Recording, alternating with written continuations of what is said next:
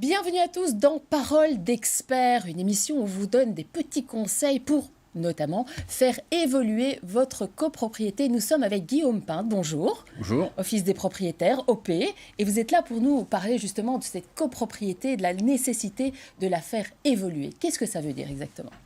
Alors, une copropriété doit évoluer dans le temps, ça c'est évident, mais elle doit évoluer à deux niveaux. Elle doit évoluer au niveau comptable, parce qu'aujourd'hui on se rend compte que dans beaucoup de copropriétés, il y a des contrats qui sont signés depuis des années, et au niveau économique, on se retrouve avec des contrats qui sont beaucoup trop chers. Donc évidemment, il faut pouvoir maîtriser tout ça, et il faut pouvoir évoluer la copropriété au niveau technique également. Même chose que pour la comptabilité, on se retrouve parfois avec des chaufferies ou avec des techniques qui sont totalement obsolètes. Et il faut pouvoir réinvestir à bon escient de façon à maîtriser le coût des charges.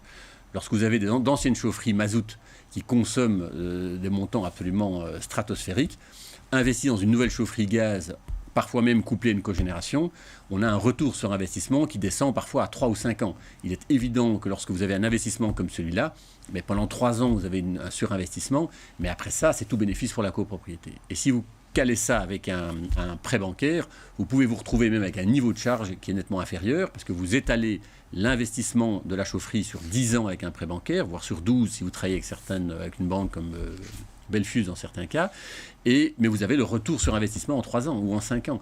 Donc évidemment, c'est tout bénéfice. Voilà. Alors justement, un peu l'idée, c'est de prendre un syndic et de le garder, parce que pour avoir ces investissements récurrents, pour avoir une vision sur le long terme, il faut rester avec son organisation, j'ai envie de dire.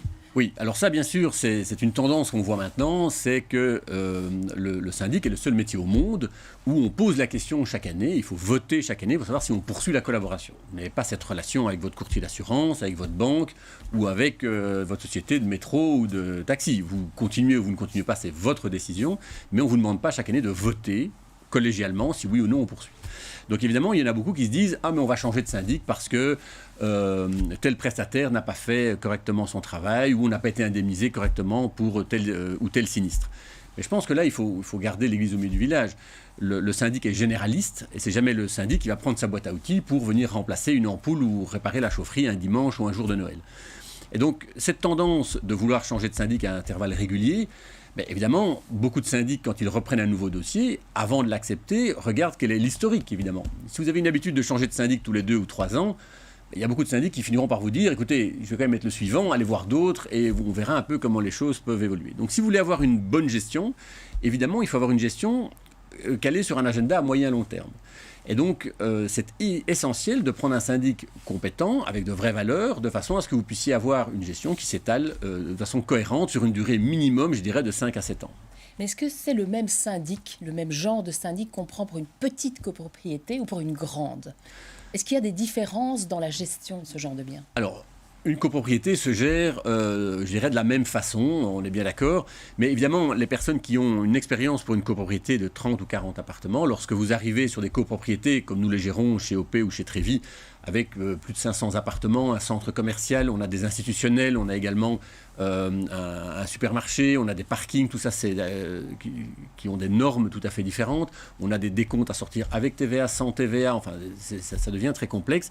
Évidemment, il faut un syndic qui a l'expérience de le faire. Alors je ne dis pas que tous les syndics ne sont pas capables de le faire, mais il faut avoir quand même un minimum de maîtrise de l'outil informatique, des techniques spéciales, de façon à pouvoir répondre à toutes les obligations ou simplement des demandes des clients. Eh bien, merci beaucoup, Guillaume Pinte, pour tous ces renseignements et on se retrouve très vite pour un autre Parole d'expert.